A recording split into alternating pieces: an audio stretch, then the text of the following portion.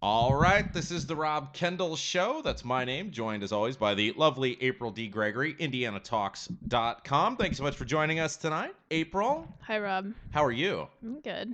Your life is just so darn entertaining. Like, my life has never been entertaining. Like, I really look at the things I do and I say, well, that's interesting, but it's not really entertaining. Does that make sense? Right. Like, Okay. I would do things where people would go, wow, that guy lives an interesting life. I'd like to know more about him. But they never say, like, I'd like to be that guy. Mm-hmm. People would like to be you Yeah. because you are always doing something. Even your trip across town is dramatic. It was fun. I like having fun. I guess the question would be, because a lot of people would like to be you. Like, you are known by reputation. Uh-huh. Like, you cannot fathom the amount of people that talk to me and want to talk about you, and they don't even know you. It's somewhat disturbing. That's funny. My life has now become an extension of you. I don't even exist nor matter anymore. You're welcome. Thank you. Everybody, specifically all my guy friends, they want to talk about you. They want to be me? No, they want to talk about you. And I think the women want to be you. It's like we talked about Austin Powers last week. Right. And what was the saying on him? When he was talking about Liberace, what men wanted to be him and women wanted to marry him. Oh, yeah. You're like a female straight version of Liberace. Oh my gosh.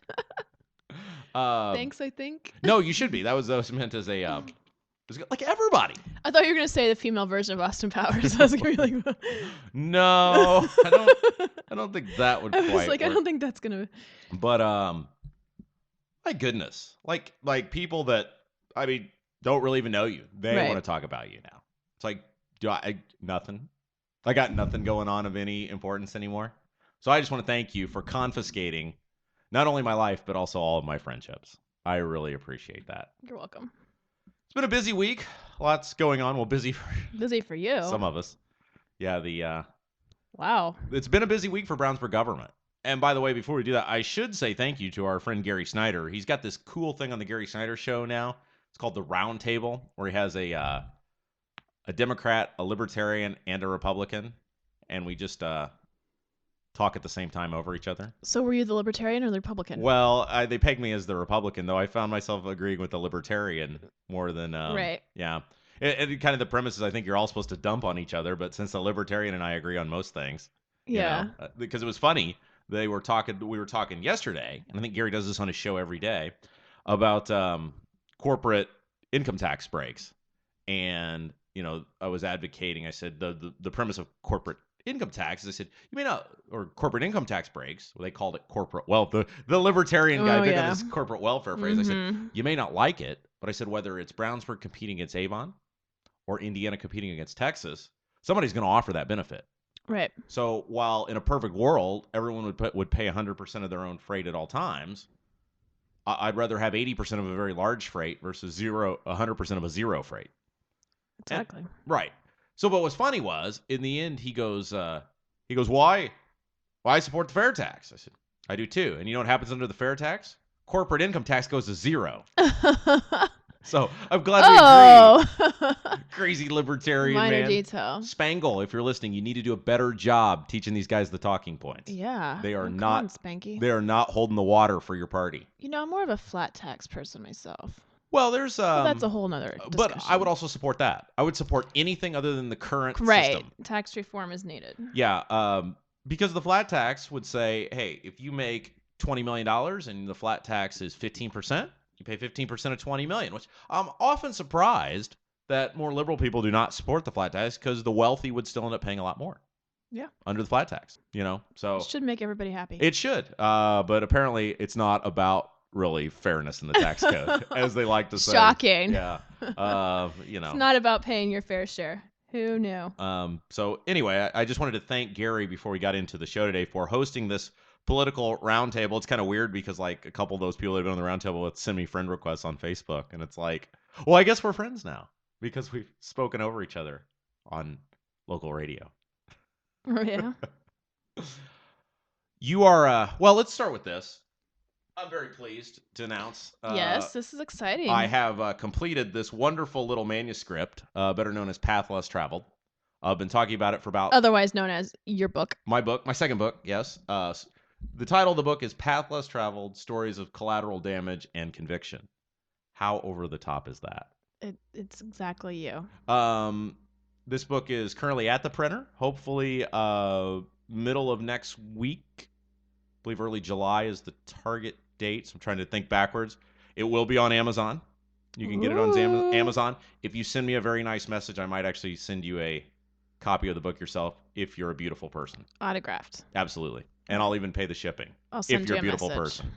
And April will need a photo submitted when you make your request for a copy of the book. And April and I will have a very... We'll determine if you're a beautiful person. Yes. We'll really scrutinize the photos. Anyway, this book, let's see, I went through 10 months. Although, in fairness, I did quit twice. 2 girlfriends.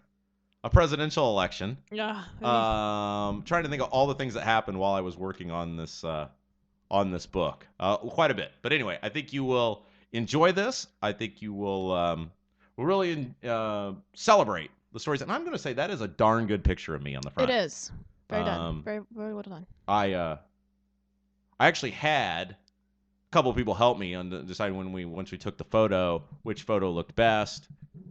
Some very, very beautiful women did help, including one of the people you work out with at CrossFit. Oh, yeah? Really helped me decide which was the best photo of me. You didn't even ask for my opinion. Because you would tell me not to judge based on which photo is the most beautiful. You would have some political reason that I should pick the photo. No, that's absolutely not true. I would go with the best looking picture. Well, do you think this is a beautiful photo of me? Yes, I do. Because the cover really, really makes the book. I think it's great. You know, yeah. They say never judge a book by its cover.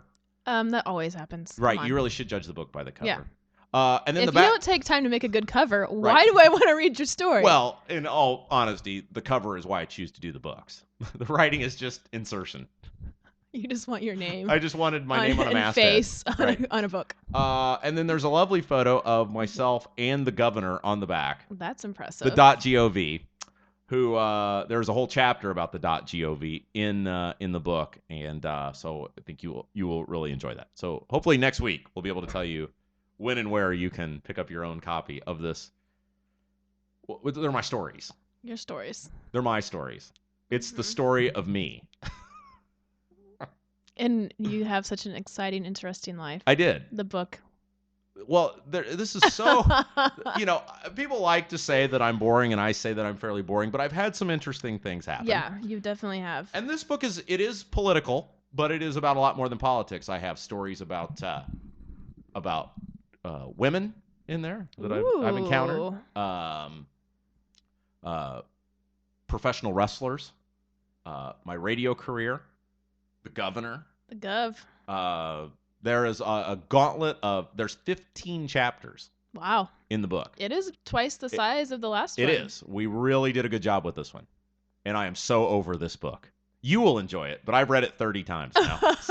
so we are done with the book. I look forward to my autographed copy. You will really enjoy it. By the way, the last autographed copy I gave to April, I think I put something in there like best wishes. And you really glared at me. Like you expected something more. It was so phony. Like best wishes. Like well, thanks. I just do them all the same. Right. We did not have quite the friendship we do now. Right. This was right after we met. Right. And I was still actively courting you, and you were still actively rejecting me at that point. And so I was really trying to impress me. Right. It didn't that work. Worked well. It didn't work.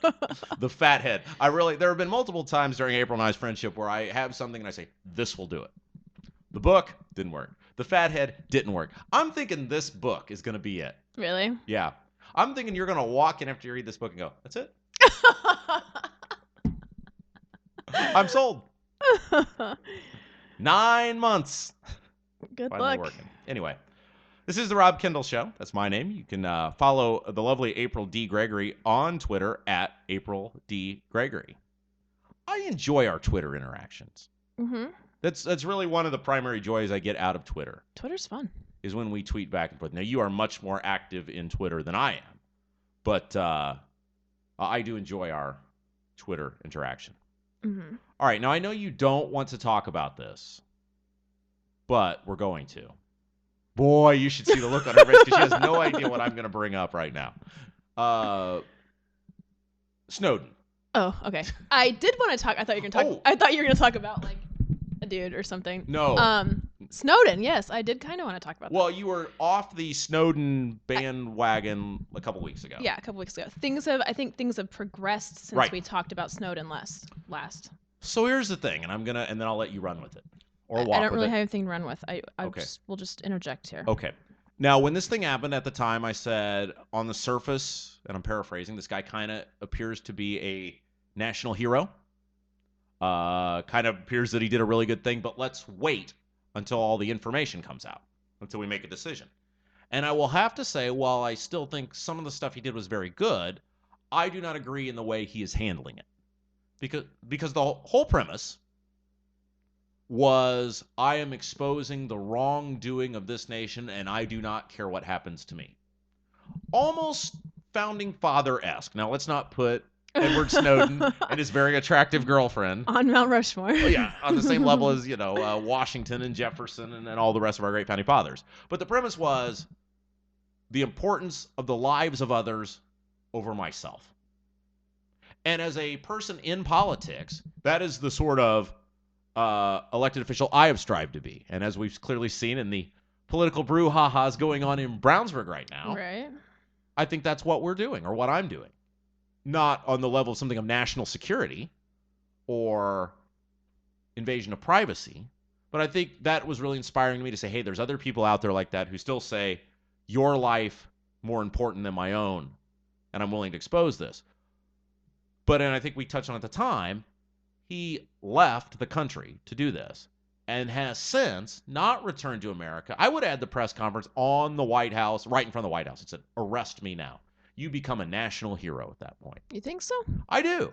Because if you're willing to truly sacrifice for your country, and I think his support would have been overwhelming, I think he would have gotten off. Now he's gone to Russia.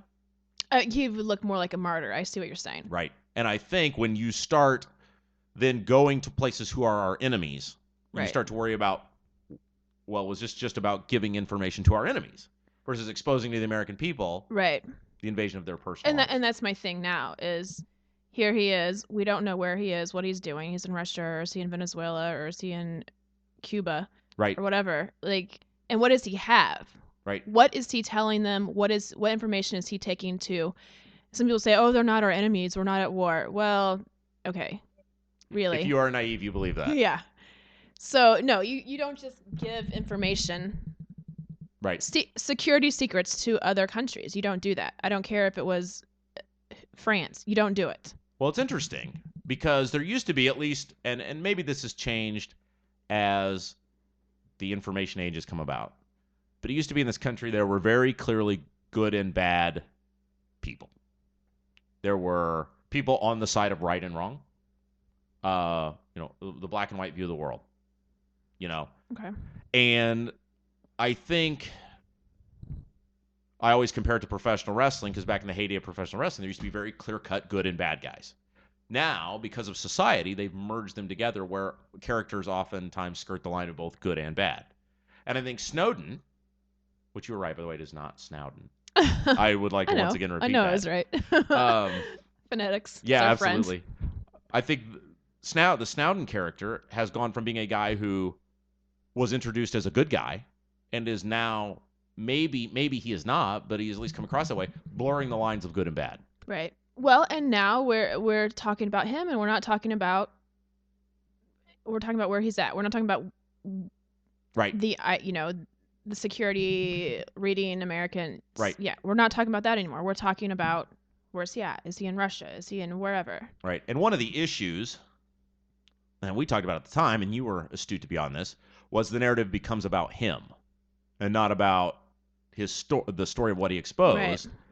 And I think by him fleeing, he gave the media a chance to go to bat for the president and take the story off this administration. Yep. Versus, again, like I said, it's not my job to tell somebody, oh, you should stand up and get yourself arrested. But if you chose to come out with this information, put on the big boy pants and be the hero.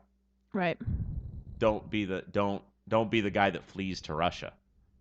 So, but I'm glad I caveated, and that's why I did at the beginning. Let's wait until all the information comes out. I'm still formulating an opinion on Snowden. Mm-hmm. I would like to table this conversation to the next meeting. Well, we'll see what progresses in the next week. But yeah, I'm definitely not in favor of him giving away our security secrets. Yeah. And I think it was good for him to say you are being spied on in these manners, but specific details to other countries of what's going on, not not a good necessary. thing. Not good. It was funny. I was watching Die Hard over the weekend, which is the greatest Christmas movie of all time. Because we're at 6-month point to Christmas. We are. My good friend Dennis Wolf actually does a thing called the world famous Christmas countdown, and every day he counts down the days to Christmas and posts something whimsical on Facebook about some fact or something related, usually to Christmas. And we are either at the halfway point or past the halfway point to Christmas now. So anyway, watching Die Hard, maybe that's why they did it. Maybe they realized we were halfway to Christmas. Yeah. But there's a scene. You've seen Die Hard? I assume so. But it would have been when I was little. Well, I don't know. I can't. It airs multiple. I can't say with certitude that I have seen Die Hard. Well, probably. See, I'm surprised because you are Miss Culture.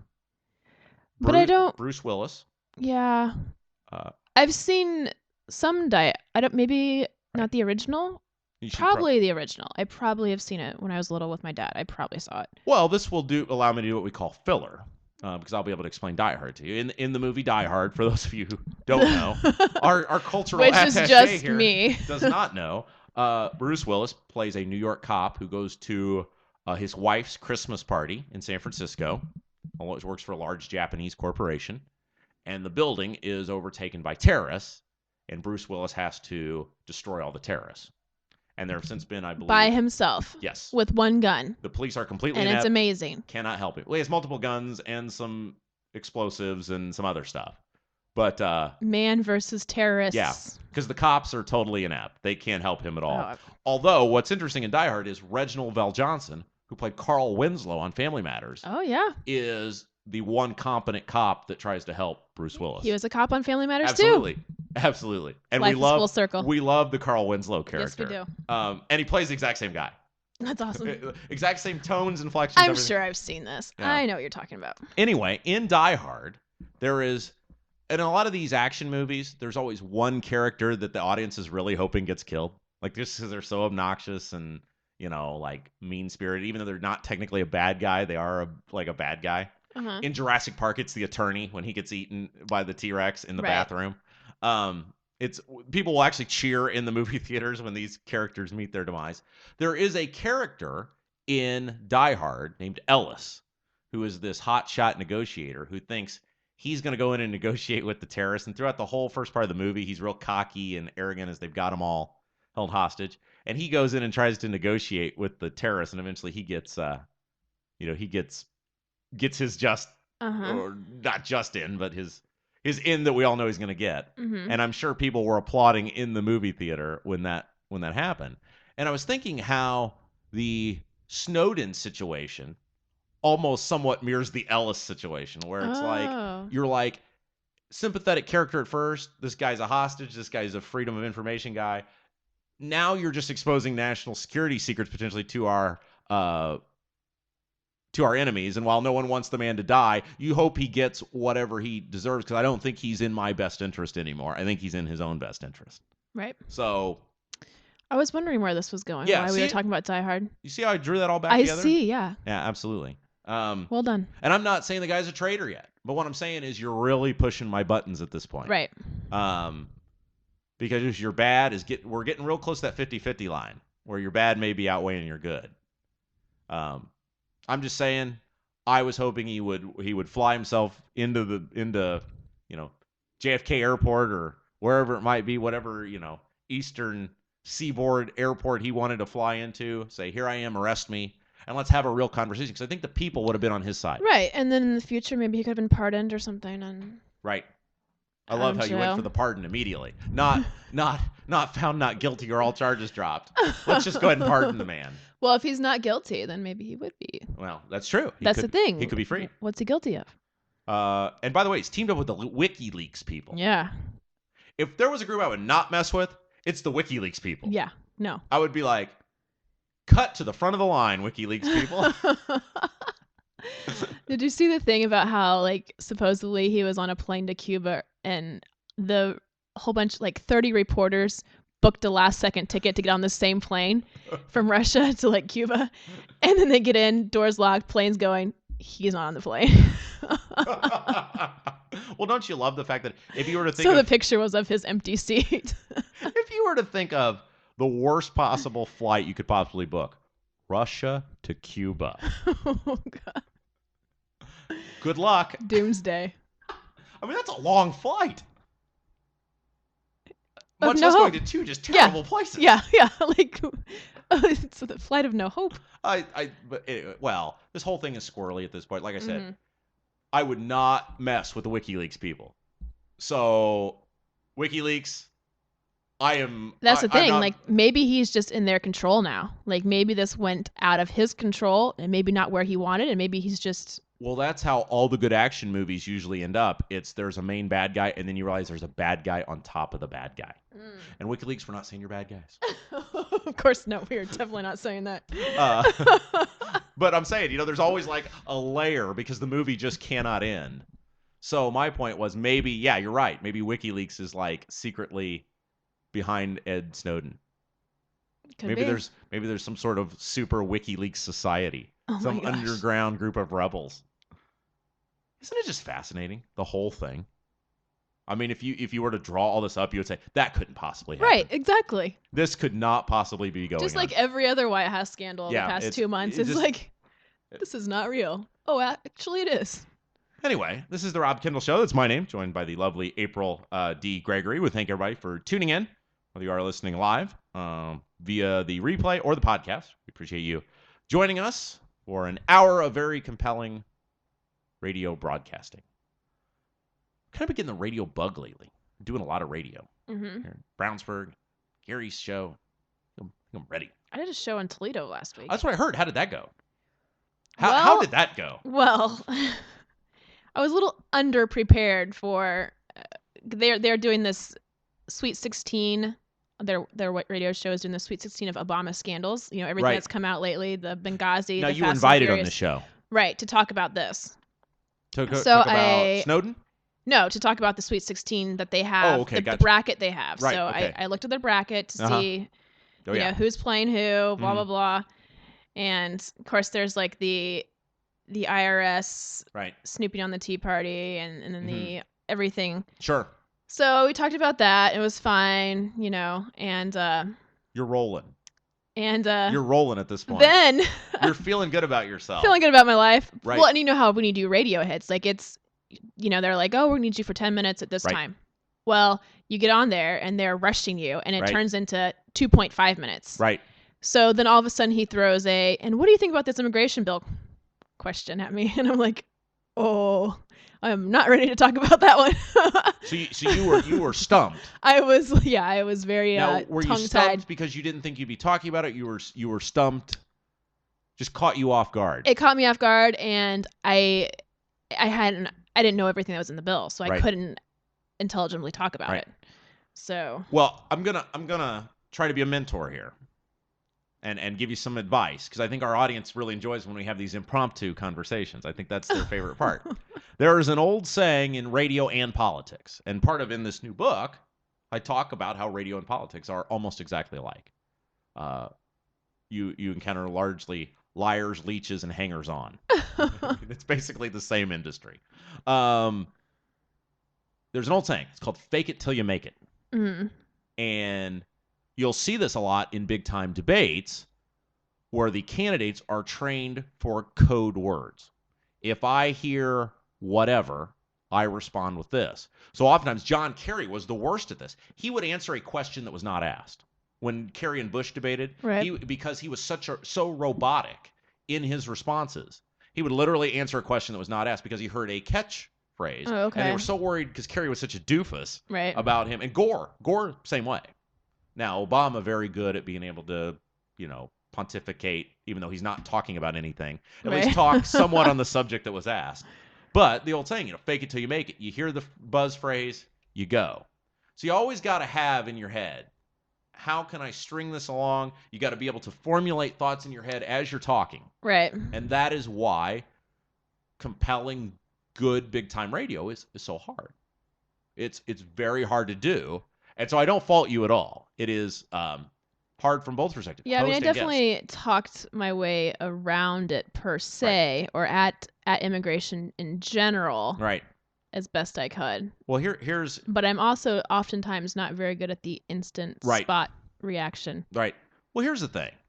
When you hear it, you got to assume your target audience is mostly conservative. Yep. So no matter what, you just hit the word amnesty. If you get immigration again, amnesty. I hate amnesty. I oppose amnesty. Amnesty, border enforcement. Just remember, on the immigration deal, to the conservative audience, and it's the right thing. I say to the conservative audience, but it's the right thing. You say border security before amnesty. Next topic. Right. So in the future, if you get hit with the immigration question, but you're learning, you're growing. I'm proud of you. I feel like it's a big step you're taking. Did you get to promote our show? Yes. Good for you. Then I'm glad you went on that show. There you go. That's all that My matters. gain for your pain. Thank you. I really appreciate that. Well, it's interesting because on this roundtable last week when I did Gary's show, the first question we were asked was related to Serena Williams' comments about rape. Mm-hmm.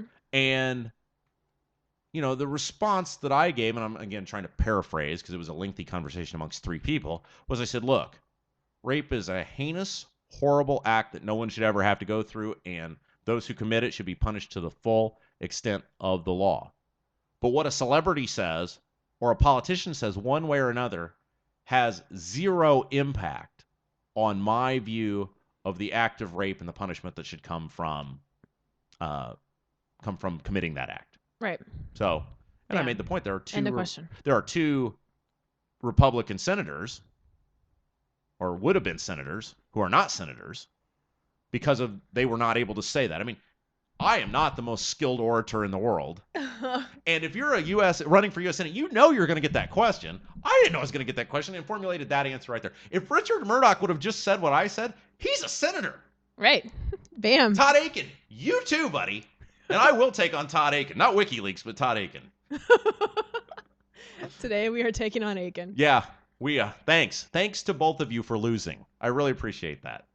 Wait, do we have to go there again? Well, I'm just saying. I mean, so upsetting. It underscores how, and I had a wonderful conversation the other day with a lovely lady about politics. This woman is a little bit younger than me. She's more libertarian-minded, but usually votes Republican.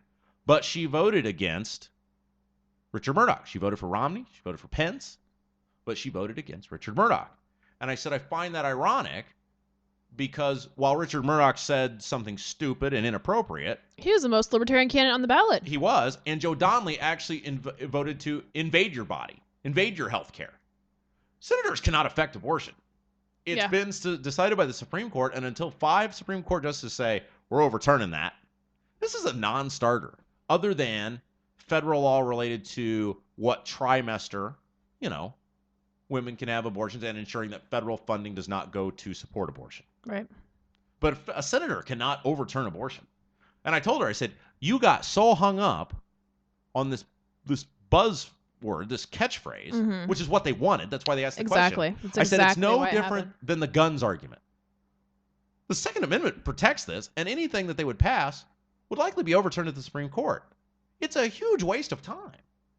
But they go down that path because it gets people emotional. And here was the new thing I came up with. She was very impressed by this, by the way. And sometimes I just come up with things, and I'm like, wow, this is... Sure. I can't believe I came up with Do this. I hear myself Absolutely.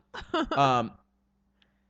The good speakers, if you watch a good orator give a speech, watch their hands. And the good speakers create a box within their body with their hands. So if you can picture from basically your shoulders to your stomach, a box, more like probably a rectangle, I guess, than a box. But their hands will always stay inside that box. They keep you focused on them. Mm-hmm. And they'll have hand movement, but it's always inside that box. And I said, to this girl. I said, because she gets rather animated when she gets opinionated. Right. And she's got good opinions. She just gets rather animated. I said, you'll be far more effective on your opinions if you talk with your hands inside the box. And I think that stuck with her because she's referenced it several times since then. Interesting. So I feel like Good I've to really know. tried that on people now, and that seems to be catching on. So maybe my new book will be called Hands Inside the Box. Hands inside the box. Yeah. Anyway, this is the Rob Kendall Show. It's my name, joined as always by the lovely April D. Gregory. Exciting show. That's why we talked about my book, Ed Snowden, talking about your hands inside the box. And I didn't want to touch on this, but I'm going to. Your poor Spurs. Oh my gosh. I know this was a few days ago, but the show only airs once a week, so I feel like we had to. People cannot see my heart hurting right now. Well, April and I watched Game 6. Dagger.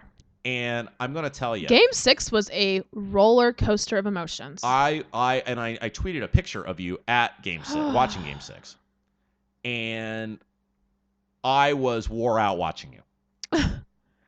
I was wore out watching the game. It was exhausting. You proved I was your fandom. so mentally drained after that game. I was Right. physically exhausted. Right. You even hugged me afterwards. I don't know if you've ever hugged me. Oh, shut up. I hugged you. I had no idea your level of Spurs fandom. I thought you were just like, hey, I like this team. Right. I mean, people assume, oh, you just hate the Heat. That's why Right. you're for the Spurs. No. I've liked the Spurs. Because most of the women that I associate with, their favorite sports team is like, oh, I like the Miami Dolphins. Why? Well, because it's sunny in Miami. Something like that. Like they're a fan because, Right. whatever. There is no reason they're a fan. They picked some reason, But you are, and I should know because you are a big sports fan. But I just kind of assume maybe you're kind of a Texas sports fan. Maybe you were just into the Spurs for the sake of being into the Spurs. No, you are really a real Spurs fan. And I learned that the other night. I felt bad for you. Yeah. But you took the loss with dignity. You were very graceful in your exit from the establishment we were at. No doors were broken or windows smashed. No iPhone was broken. No, it was. It's funny because like both Game 6 and 7, my brother at one point tweeted in both games. And there's April. She just threw her phone. And she's cussing. Well, your brother. And that did not happen either time, for the record. We've talked about this many times. Your brother is a highly entertaining individual. And of all my Twitter followers, or if they're not friends, they're followers, right? People you follow. Or people I follow. You're my favorite. But Josh is a very close second. Because you're not like super intense on your Twitter. You often post funny, humorous things. I'm trying to be funny. Right. I get laughter out of your Twitter. I get laughter out of Josh's Twitter, but it's for the intensity. Like you would not picture a guy who has no vested interest or family members playing in these games. He is he's so intense. All caps. And exclamation point, exclamation point, exclamation. Even in his text message, he'll send like a text to you and there'll be like 4 exclamation points. And then a few years ago I asked him, I was like, Josh, why do you have so many texts? He's like, what's wrong with being excited? Yeah. Josh is intense about everything. And I love Josh's Twitter feed. Him and our good Bart. And him and our good friend Bart Dillon from The Flyer. We'll go back and forth on Twitter. Bart and I try to be fairly sarcastic when we text back and forth. But these guys have like legit, intense discussions on Well, Twitter. they're both fairly intense and often about the same thing. Right. Sometimes, every once in a while, they're on the different end of. The difference is Josh is like naturally intense. Like if you were to have a conversation with Josh, you would sense intensity. Whereas Bart, his blood pressure never moves. Like he could take a lie detector test and just the needle wouldn't move. Mm-hmm. And I find it interesting though that in Bart's writing, because he writes a sports blog, and on his Twitter feed, he is uber intense. But as a writer, he is, for The Flyer, his day job, he is Mr. just non... Well, I mean, I guess sometimes things make us more, I'm usually a fairly chill person, and then sometimes things make intensity come right out. It's so funny. And see, the good thing is, the reason we mentioned both Bart and Josh is now I can tag them on my Facebook promotion to promote our show. Oh, see how I did that? I see what you did there. See how I was sneaky about that? I think that's why Gary invites me on his show, because he knows I'll pump it up on Twitter and Facebook all Probably, the time. yeah. It's all about promotion. It's a sneaky trick those broadcasters use to get their way. We're 35 minutes into today's program, and this is usually at the point where I kick something over to you and say, is there any high-level, uber-important thing that I need to make sure that you have time to espouse your views on? Because the reason we do this for our audience is the first month or so, April had some things she wanted to talk to. I kind of had a list that I was working off of, and we would end up not getting to the things she wanted to talk to, usually a food of some sort, a new bag of Doritos that has come out, Taco Bell. So we kind of did that. So I just wanted to ensure that there was nothing that you wanted to get to that I did not touch on. It's like a marriage. Speak now or forever hold your peace. I don't think so. By the way, speaking of that, do you still have friends that get married on a regular basis? Yeah. Do you go to weddings? Sometimes. Yeah, I don't. I mean, because I feel like we're kind of getting to the age where most of our friends are already married. Are married. Yeah. And I don't think I would go to a second marriage wedding. Really? I kind of feel like you've had your day in the sun. A lot of people don't do a full right marriage wedding ceremony for their second wedding. Because I personally think like the first marriage thing is a little overkill anyway. Mm-hmm. I mean, I think a lot of that's show. You know me, I'm Mr. Frugal, Mr. Fiscal Conservative. Right. I think a lot of the wedding stuff is overblown. Absolutely. And so I feel like, okay, you had your one shot at that. I'm not going to be privy to doing it over again. Yeah. Well, and I think oftentimes people go through that and they realize, I mean, most brides will tell you right after the wedding, you know, a week later, oh, that wasn't worth it. Right. They'll wish they had just eloped or done something small.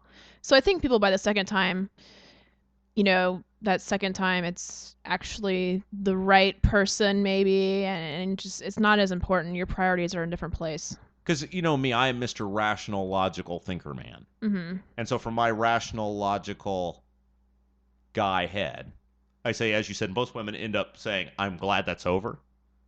And I've just spent a lot of money. Right. So if you're going to spend a lot of money, why would you do it on something that causes you a great deal of stress Well, and pain? I feel like, we spend our whole lives dreaming about our wedding, right? Did you, growing up? You know, you not don't really. seem like a wedding dreamer to me. I don't see that. No. I don't see that. And then, you know, maybe if it's not your money, for the wedding, like, you know, if your parents have already are paying for it or something, and money's not an issue, then you do the lavish big wedding thing. But who is the wedding? And this is what who's it for? Who is the wedding actually for? Well, theoretically, it's for the bride, right? Right, but we all know if the bride is miserable, then it's not really for the bride. I feel it's for the mom. It's for the parents to put on the show. Here's my thing, and that's thank you. Now, this is my daughter. Look at her and all her beauty. If you were the superintendent of public instruction, look at this big party I just put on. We would have our problem solved because right now we're having an honest dialogue. We may have some differences, but we're having an honest dialogue. So next time that job's opened up, I'm going to throw your name into the hat. For superintendent of Brownsburg? Oh, okay. Because I feel like we would get a lot more accomplished. We would, and the school wouldn't like me.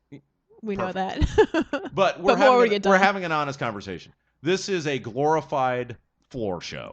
Yeah, it's the parents putting on a. It is the parents trying to impress the rest of the family, absolutely. Their friends. Yeah. I have said this for a long time, and I am surprised because I've never met resistance on this. But of course, I am also not married, so maybe I did meet resistance, just not a public resistance. Every woman I've been quasi-seriously dating, mm-hmm.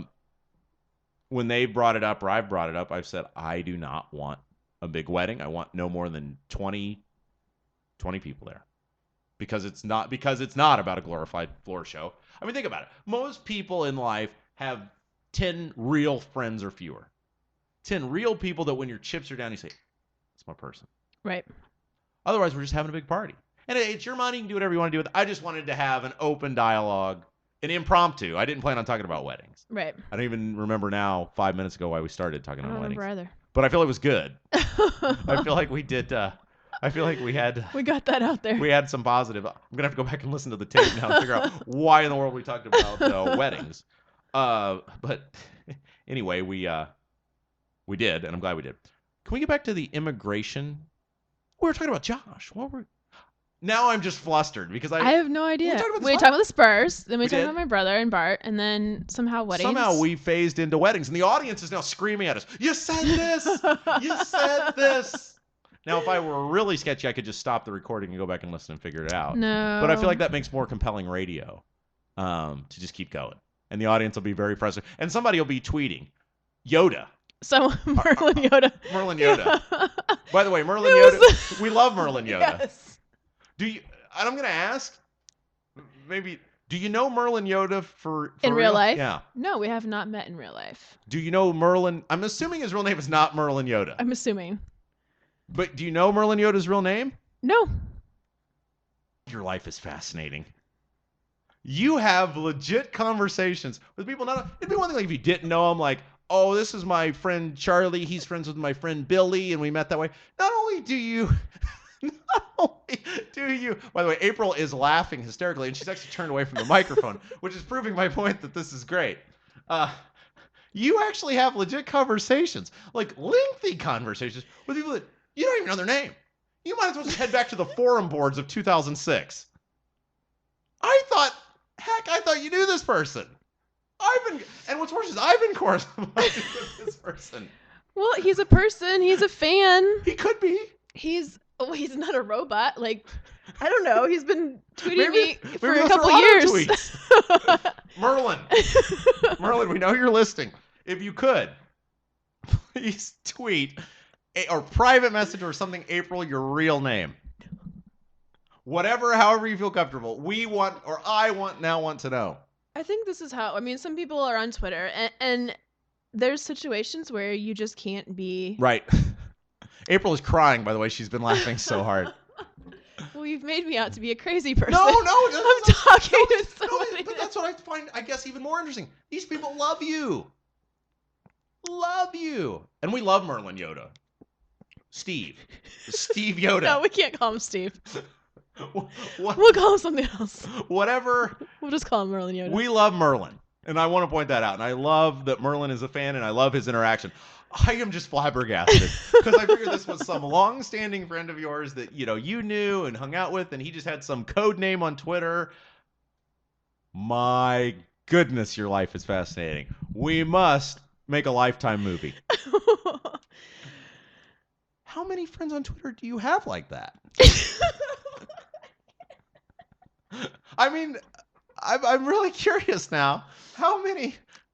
If you were to, because I know you said you haven't met all your Twitter, but of your 5,000 or whatever it is, I know you're over 5,000 now. Congratulations, by the way. Oh, thanks. What percentage of your 5,000 do you not even know their name? That tweet me regularly. Right. Probably just Merlin? Less than 5. So this is not a common thing. Yeah. Most of my interactions are people I've finally met in real life, or at some point along the past few years I've met in real life through politics or blogging or podcasting, whatever, or just local Indiana people. But so there's just a few of regular interactions of people that I don't know their real name. Okay. Well, I feel better about it. Yeah. Merlin probably being the most prominent. We love Merlin. So Merlin, thank you for all that you do for us and entertainment. By the way, I'm really thrilled. I was excited. Some days I get a little excited about Twitter. I got followed by Sexy Patriot Chick today. Oh.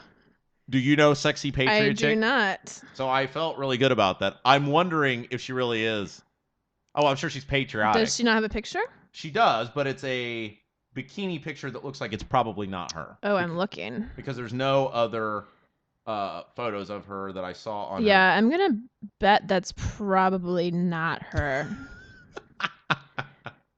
There's a very small percentage of the population that has a stomach that looks like that. My life has become so much better because I knew you. Just think of all the things I'd be missing out on if we probably would not have done this radio show. Right. I would not have Twitter. I would not have Vine.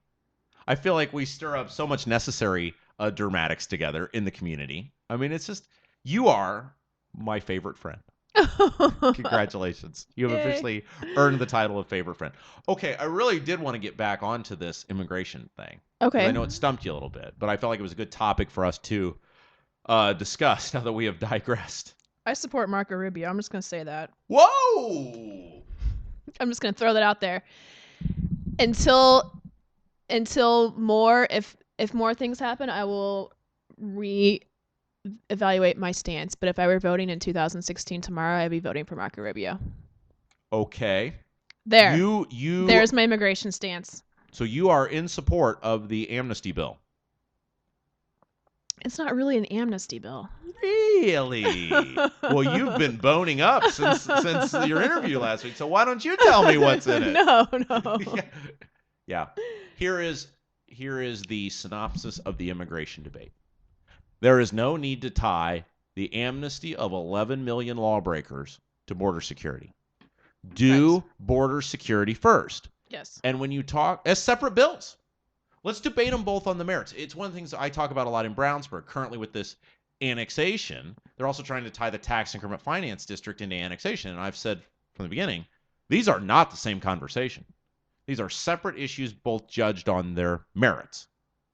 Border security and amnesty are two separate issues judged on their merits. They should be voted separately. And border security doesn't mean you hire hundreds of thousands of new federal government workers. Exactly. Build a wall. Well, interesting thing about that, a lot of people like Governor Perry. Yes. Does not support the wall. Right, but he's the governor of a border state that has a huge population of people that would be affected by that. And I bet if you caught Slick Rick candidly, he'd tell you he likes the idea of a wall. I bet Governor Rick says he doesn't. We can put a man on the moon. We can fly a spacecraft to Mars. We can't put some brick and mortar along a southern border? Really? I think it needs to be done.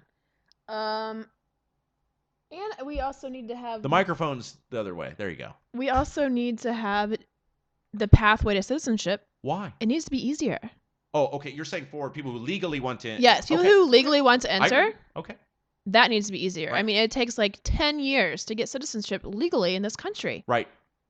And I think there are good aspects to the immigration bill, focusing more... And how many of us had ancestors that came over here in open borders? Here is the argument, though, that was... I actually watched this on C-SPAN yesterday, getting back to how boring my life is. And it was a gentleman from the Heritage Foundation and some amnesty cheerleader were on C-SPAN. And the Heritage guy, that guy made that argument. And then the Heritage guy, and I wish I could remember his name, responded, and basically essentially what he said was, we did not have the welfare state when we had the influx of immigration more than 100 years ago. True. That we do now. The country was not responsible for those people if they chose to make that journey. They came over and worked. And if they didn't work, a lot of these people tragically did perish. I mean, hundreds of thousands of immigrants perished not only the trip over, but once they got here, because the country, and you can judge that on its own merits, whether you think that's right or wrong, said we are not responsible for you when you get over here. Right. You are responsible for your family, and a lot of people perished. But now we live in a society where once you become a citizen, the government's responsible for it if you don't pull your own way. Mm-hmm. Well, and even before you become a citizen, there's plenty of illegals getting government benefits. So the discussion becomes about that border, and I agree. What I want to say was there are good things in this bill. So let's not throw Rubio under the bus. Everybody say there's nothing good in the bill. And I told somebody the other day who is extremely conservative. I said, I am not going to throw Rubio under the bus for joining the Gang of Eight and trying. Right. I am going to throw him under the bus for what he's done. He lied to Rush Limbaugh. He was on. Yeah, you roll your eyes. You're a radio person now. You should love Limbaugh. We are I'm all not going to be that person listening groupthink to some big... I didn't, but you, as a now broadcaster, you are now a broadcaster. Welcome to the club. I've just been christened. You are a broadcaster. We are all here because of the golden EIB mic. And I'm not asking you to lap up what Limbaugh says. I'm not asking you to agree with all of it. I think Rubio has been honest all along with what was in the bill. Well, he went on Limbaugh and said border security first before any amnesty. But then he's on Spanish language television, or radio, I can't remember one of them, saying in Spanish, no, amnesty is not tied to border security. They are separate bills, and we all know the same thing happened in 1986 with Reagan, when I think it was less than 3 million people got legalized, was you give us the legalization, we'll give you the border security. 27 years later, we got all the amnesty. We still don't have border security. That's pathetic. Right. No, I think that the border security needs to happen first. If that's going to happen, if anything's going down, that needs to go down first. And we need to enforce the rules we have on the books. Like that's right. Those are so not enforced. Like you just hit the nail on the head, which is we already have laws that take care of all this. Let's enforce them. Yeah, exactly. The other issue is, as I said, I'm not going to throw Rubio under the bus for joining the Gang of Eight because there are good things in the bill, like focusing on giving visas to skilled workers versus low-skilled workers. I think that's a good thing. We need to redirect who we let into this country to people who have potential to provide much-needed skills and high-wage jobs, so that we can continue to. Well, it's interesting. My two of my good friends just moved to Canada about a year and a half ago. By choice? By choice. My friend Danny, his job is based out of Vancouver, and he thought, "Hey, let's get out of Indiana for a while." Does he use his real name on Twitter? No, actually no. So his thought was, let's just go to Vancouver. We're young. We're not married. Like, just get out of Indiana, have fun, right? Yep. So he applied, got his visa, whatever, and then for his girlfriend to join, which over there they're already recognized as common law marriage, but for her to join, the stipulation was she couldn't work. She cannot get a job there in any of the skills that they don't need to have her have it. Right. So her primary, her degree is in history. She's a medical assistant also. So she cannot get a medical assisting job over there because they don't need that. Right. So that's stipulated on her visa. I mean, they don't need her to come in and do that. They have their people that they have can do those jobs. Right. So she hasn't been able to find a job. She hasn't been looking too hard, really. But it's hard for her to find a job because, and that's kind of the thing. Like, that's what I was going with was what you were saying was we don't need to bring a bunch of people in here doing the jobs that we can and should be doing and maybe already are doing. Like, do something else. Because really, unless the unemployment rate is 0, which we all know it's not, unless you have workers who can do jobs Americans cannot, you should never have people coming in, certainly illegally. And I realize that there are people coming to this country who can do jobs that we just don't have enough Americans to do. A lot of the technology fields and things like that is what they've said that they're really lacking. But in terms of labor, there are plenty of Americans out there who are collecting money from the government to not work. Let's put them to work. Yeah. That is, but let's be honest about what this conversation is about. It's about legislating the legalization of 11 million predominantly Democrat voters. Yes. And Marco Rubio, I know you loves yourself some Rubio, is leading the Republican Party to the slaughterhouse on this one. They are not going to vote Republican. Let's say it's already basically a 30-30 split. Republican, Democrat, 40% in the middle, vote either way depending on who the candidate is. Okay, so we're basically tied right now. Mm-hmm. The game is tied. The Spurs did not spot the Heat 10 points before the game started because there were 2 even teams. Games went to the wire. What you're doing is you're spotting them 70% of this vote, which is being generous. That's spotting them 10 points. Yeah. The Republicans are not 10 points better than the Democrats. So even if in 20 years you get it to 50-50, well, you've just evened the game. Yeah. Does that make any sense? So here's what Marco Rubio's done. This is bad political strategy. I'm kind of okay with this high level because, well, I don't like the bill. By the way, everybody, please write your senators if you're in Indiana. Merlin Yoda, wherever you're at. Donnelly and Coates. Oh, you love Coates, by the way. I like Coates. Yeah, you're a Coates guy. So we'll see if he votes for the amnesty. I was not originally Coates guy. Right. I came and bought a Coates You've warmed up. I've warmed up. Which is unusual for you. You're usually pretty set. Usually. But you've warmed. There's some other politicians around here that could stand to get me to warm up to them somehow. Reach out. Reach out to April. A donut. Donuts go a long way. It's a donut. Anyway, you can write your senators Donnelly and Coates, whatever side you might be on, and please inform them of your opinion on whether you think we should legalize 11 million predominantly Democrat voters. So that's your choice. But what I was going to say was, House is going to throw this in the trash anyway. It's not going to matter. Yeah. So what Rubio has done has cleared the path for my man, Rand Paul. Because you think about how the map is set up. Because I was talking to somebody the other day, and they were all just about, they kind of have warmed up. They were not a supporter of Pops. I am very much warming up to Rand. But this person, and I do-si-doed a long time Republican I was talking to, did not like Ron Paul. Of course, I was a huge Ron Paul fan. And I said, this person is really starting to like Rand Paul. And I said, if you think about the way the Republican primary is structured, it fits Rand Paul to a T. Because here's how we come out of the gate. Iowa's caucus, which is loyal, hardcore supporters. His dad had a lot of those. He couldn't mobilize enough numbers, though, because a lot of people thought he couldn't win. Rand Paul does not have that problem. Then New Hampshire, which Dad did great in, because all the independents that vote. And then South Carolina is a southern state. He is a southern senator. Yeah. So you think about how it comes out of the box before you get to Florida. He could sweep going into Florida. And that momentum. Absolutely. Yeah. Then you got the Jebster and Rubes down there. Yeah. And if they don't win Florida, they're done. So, hey, Rob's loving it.